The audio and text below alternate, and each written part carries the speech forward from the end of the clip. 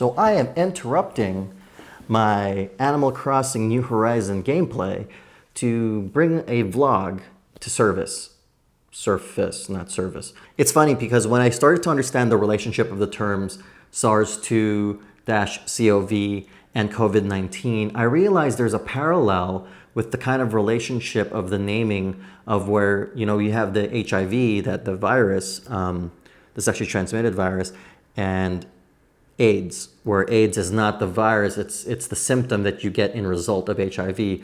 Thus, COVID-19 is the resulting disease that you get from SARS-2-CoV. Now, just to kind of short-term or shorten it and call it coronavirus,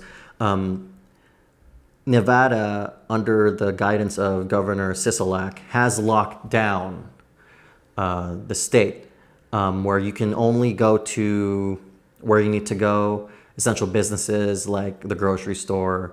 Vegas itself is a major tourist hub. And while a lot of the people in the infrastructure surrounding the strip are okay, I think a large part of the people that work in the entertainment, the casino gambling industry in Vegas is taking a major hit. That aside, I want to talk shortly about the verified symptoms of coronavirus. Now, one of the most devastating parts of the flu virus was the fact that your body can overheat to the point of your organs shutting down. Your body's trying to kill off the virus and it's not working, so your body just keeps overheating to the point where it's just pretty much getting knocked out, which is why we have a lot of the flu vaccine. We have fever reduction medicine, just to keep your body from destroying itself. Coronavirus is in a similar position where what it ends up doing is that once it gets into your lungs are at that point, you can get pneumonia.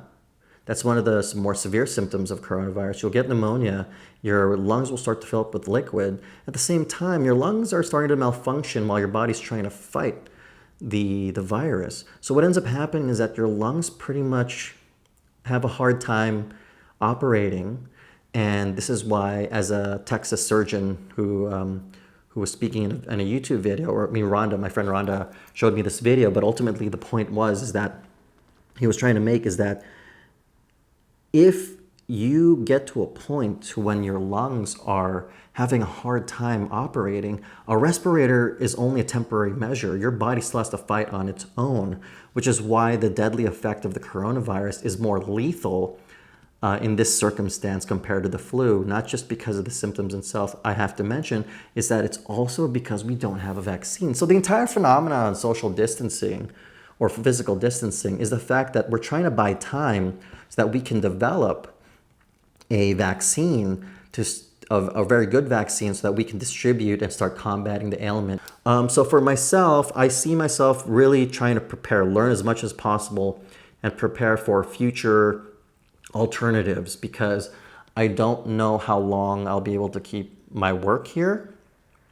due to the circumstances. Some coworkers and I are trying to develop new solutions, some that are official, some that are off the books. But ultimately, I personally see this not as a time of tragedy, but as an opportunity to see where we can pivot or enhance the experience and the configurations and the management of society. So for now, I'll catch you guys later, and take care of yourself, keep physical distance, and yeah, I think that's it. Laters.